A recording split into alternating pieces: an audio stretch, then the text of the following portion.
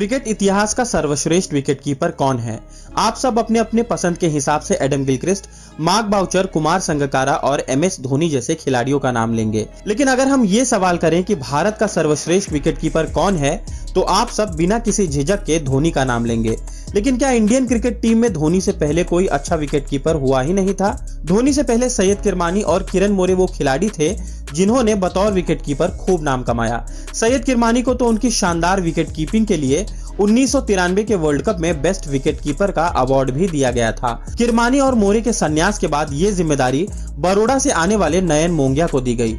वो नयन मोंगिया जिनकी कीपिंग से प्रभावित होकर महान इंग्लिश विकेटकीपर एलन नॉट ने उन्हें नेचुरल विकेटकीपर का तमगा दे दिया था। वो नयन मोंगिया जिन्हें अत्यधिक अपील करने के कारण एक मैच का बैन झेलना पड़ा था। वो नयन मोंगिया जिन पर जानबूझकर मैच हारने का आरोप लगा था। तो चलिए आज के हमारे इस एपिसोड में हम आपको रूबरू करवाते हैं भारत के इस विकेटकीपर बल्लेबाज की जिंदगी से। नयन मोंगिया का जन्म 19 दिसंबर 1969 को गुजरात के बड़ौदा शहर के एक मध्यम वर्गीय परिवार में हुआ था। उनके पिता का नाम रामलाल मोंगिया और माता का नाम ज्ञानदेवी मोंगिया है। नयन मोंगिया ने सबसे पहले 1987-88 में महज 19 साल की उम्र में भारत की अंडर 19 टीम में अपनी जगह बनाई। यहाँ पर खेले गए 5 मैचों में नयन मोंगिया ने 305 रन बनाया और विकेट के पीछे 17 शिकार भी किया। उनके इस शानदार प्रदर्शन के बाद उन्हें अगले बरस यानी 1989 में बड़ौदा की रणजी टीम में शामिल कर लिया गया और सौराष्ट्र के खिलाफ उन्होंने अपना रणजी डेब्यू किया। लेकिन नयन मोंगिया अपने पहले रणजी मैच में कोई कमाल नहीं कर पाए थे। उस मैच में विकेट के पीछे वो सिर्फ एक शिकार ही कर पाए थे और बल्ले से तो उनका हाल और बुरा हुआ था। वो उस मैच में बिना खाता खोले ही आउट हो गए थे। पहले मैच में मिली असफलता को नयन मोंगिया ने अपने ऊपर हावी नहीं होने दिया और अगले 6 मैचों में शानदार प्रदर्शन करते हुए एक शतक और एक अर्धशतक की मदद से उन्होंने 315 रन बनाया और विकेट के पीछे 15 शिकार भी किया। इसके बाद उन्हें इंग्लैंड जाने का मौका मिला। यहाँ पर नयन मोंगिया की कीपिंग को देखकर महान इंग्लिश विकेटकीपर एलन नॉट इतने प्रभावित हुए कि उन्होंने नयन मोंगिया को नेचुरल विकेटकीपर का टैग दे दिया। उस दौर में किरण मोरे भारत के सर्वश्रेष्ठ विकेटकीपर बल्लेबाज थे और वो भी बड़ौदा के लिए खेला करते थे। इसीलिए नयन मोंगिया के पास चयनकर्ताओं को प्रभावित करने के लिए सीमित मौके थे। किरण मोरे जब भी नेशनल ड्यूटी पर रहते थे तब नयन मोंगिया को उनकी जगह पर मौका दिया जाता था। लेकिन मोरे जब तक क्रिकेट में सक्रिय रहे उन्होंने नयन मोंगिया के लिए इंडियन टीम में कोई मौका बनने ही नहीं दिया। 1993-94 के रणजी सीजन में नयन मोंगिया ने 5 मैचों में 79 की लाजवाब औसत से 555 रन बनाया। इसी दौरान मोरे ने क्रिकेट को अलविदा कह दिया और नयन मोंगिया के लिए इंडियन टीम के दरवाजे खुल गए। जनवरी 1994 को नयन मोंगिया ने श्रीलंका के खिलाफ अपना टेस्ट डेब्यू किया। इस मैच में 8 नंबर पर बैटिंग करने आए नयन मोंगिया ने 55 गेंदों पर 44 रनों की पारी खेली और विकेट के पीछे 5 शिकार भी किया। फरवरी 1994 को श्रीलंका के ही खिलाफ नयन मोंगिया ने अपना वनडे डेब्यू भी किया।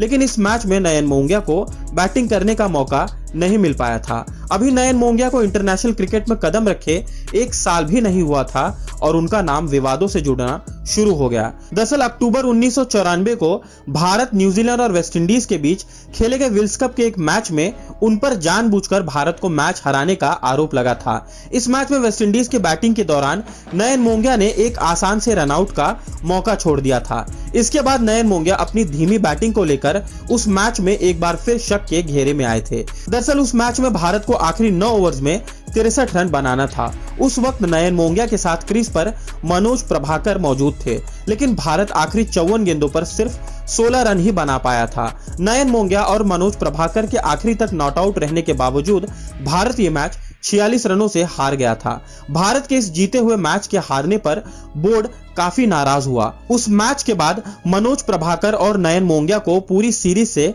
बाहर कर दिया गया था। यही नहीं, मैच रेफरी रमन सुब्बा ने भारत के 2 पॉइंट भी काट लिए थे। माना जा रहा था कि भारत ये मैच जानबूझकर हारा क्योंकि वो चाहता था कि फाइनल में न्यूजीलैंड नहीं बल्कि वेस्टइंडीज पहुंचे। खैर, रेफरी के इस फैसले पर भारतीय क्रिकेट बोर्ड ने आईसीसी का दरवाजा खटखटाया, जहां उनकी फरियाद सुनी गई और रेफरी के फैसले को गलत ठहराया गया। इतना सब कुछ विवाद होने के बावजूद फाइनल में भारत वेस्टइंडीज का सामना हुआ।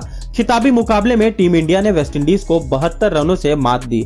इसके अलावा नयन मोंगिया को एक दफा मैच में अत्यधिक अपील करने के लिए भी एक मैच का बैन झेलना पड़ा था। अपने करियर में मुख्यतः निचले क्रम पर बल्लेबाजी करने के लिए आने वाले नयन मोंगिया को वर्ष 1996 में ऑस्ट्रेलिया के खिलाफ खेले गए दिल्ली टेस्ट में ओपनिंग करने की जिम्मेदारी दी गई थी। इस टेस्ट में नयन मोंगिया ने कमाल का प्रदर्शन किया। उन्होंने इस मैच में 366 गेंदों का सामना करते हुए 152 रन की दमदार पारी खेली। नयन मोंगिया ने अपनी इस पारी में 18 चौके और एक छक्का भी जड़ा। भारत ने अपनी पहली पारी में 361 रन बनाए। इस मुकाबले को भारत ने 7 विकेट से जीता और मैन ऑफ द मैच नयन मोंगिया चुने गए। इस मैच में नयन मोंगिया बल्ले के साथ साथ विकेट के पीछे भी कामयाब रहे थे। उन्होंने इस मैच में अपनी कीपिंग से कुल 5 शिकार किया था। उस मैच में अनिल कुंबले की गेंद पर इयन हिली को किए गए स्टंप आउट को नयन मोंगिया अपने करियर का बेस्ट स्टंपिंग मानते हैं। 1999 के वर्ल्ड कप में पाकिस्तान के विरुद्ध मैच में नयन मोंगिया ने एक ऐसा कैच लपका जिसे उस वर्ल्ड कप का catch of the world cup चुना गया था। ये कैच अजहर महमूद का था। नयन मोंगिया ने बाद में बताया था कि उस पूरे वर्ल्ड कप में वे टूटी हुई उंगली के साथ विकेट कीपिंग कर रहे थे। मोंगिया के नाम टेस्ट मैचों में सबसे ज्यादा कैच लपकने का एक अनोखा रिकॉर्ड है। साल 1996 में भारत और साउथ अफ्रीका के बीच डरबन में खेले गए मैच में मोंगिया ने 8 कैच लपके थे। साथ ही साल 1999 में भारत और पाकिस्तान के बीच कलकत्ता में खेले गए टेस्ट मैच में एक बार फिर मोंगिया ने 8 कैच लिए। रोचक बात यह रहा कि दोनों दफा दुर्भाग्यवश भारत को हार का सामना करना पड़ा था। कलकत्ता टेस्ट से पहले ये दोनों टीमें दिल्ली के फिरोजशाह कोटला मैदान पर भिड़े थे। इस टेस्ट मैच में अनिल कुंबले ने अपने करियर की सर्वश्रेष्ठ गेंदबाजी करते हुए 10 के 10 विकेट अपने नाम किए थे। अनिल कुंबले के 10 विकेट लेने की कहानी मोंगिया से ही शुरू हुई थी, जहां विकेट के पीछे मोंगिया ने ही कैच लपका था, जो कुंबले के 10 विकेट में पहला विकेट था। इसके अलावा वनडे करियर में मोंगिया ने 3 बार एक मैच में 5 कैच लपकने का कारनामा किया है। सन 2001 में ऑस्ट्रेलिया के खिलाफ खेला गया कलकत्ता टेस्ट नयन मोंगिया के इंटरनेशनल करियर का आखिरी मैच साबित हुआ। दरअसल मोहम्मद अजरुद्दीन और अजय जडेजा के साथ उनका नाम भी मैच फिक्सिंग में सामने आया था, लेकिन छानबीन के बाद उन पर लगे आरोप बेबुनियाद साबित हुए। इंडियन टीम में अपनी जगह वापस पाने के लिए मोंगिया ने घरेलू क्रिकेट का रुख किया। 2001 के रणजी सीजन में मोंगिया ने ओडिशा के खिलाफ सेमीफाइनल मैच में 181 रन की शानदार पारी खेलकर अपनी टीम को फाइनल के लिए क्वालिफाई कराया था।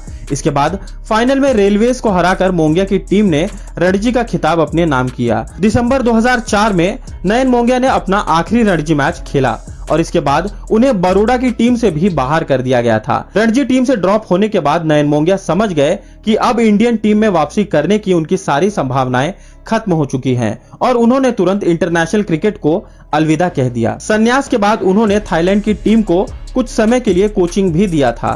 सन 2011 में बीसीसीआई के सेक्रेटरी रहे जयवंत लेले ने अपनी किताब आई वॉज देयर में नयन मोंगिया के बारे में लिखा कि सचिन तेंदुलकर और राहुल द्रविड़ को पूरा विश्वास था कि नयन मोंगिया अप्रत्यक्ष रूप से मैच फिक्सिंग में शामिल थे। हालांकि लेले ने उस किताब में मोंगिया का बचाव करते हुए ये भी बताया था कि मैच फिक्सिंग में कोई भी भारतीय खिलाड़ी शामिल नहीं था। क्रिकेट से रिटायरमेंट के बाद मोंगिया इस खेल से बतौर क्रिकेट एक्सपर्ट जुड़े हुए हैं। क्रिकेट के क्षेत्र में उत्कृष्ट योगदान के लिए नयन मोंगिया को भारत सरकार ने अर्जुन अवार्ड से सम्मानित किया था। नयन मोंगिया की पत्नी का नाम तनु मोंगिया है। दोनों को एक बेटा है जिसका नाम मोहित मोंगिया है। मोहित भी अपने पिता की तरह क्रिकेट में ही अपना करियर बनाना चाहते हैं। भारत के लिए 44 टेस्ट और 140 वनडे मैच खेलने वाले नयन मोंगिया की गिनती आज भी भारत के महान विकेट कीपरों में होती है। ये कहानी यहीं तक। इस वीडियो को देखने के लिए आपको दिल से धन्यवाद। मिलते हैं अगले वीडियो में एक और नई कहानी के साथ। तब तक के लिए नमस्कार।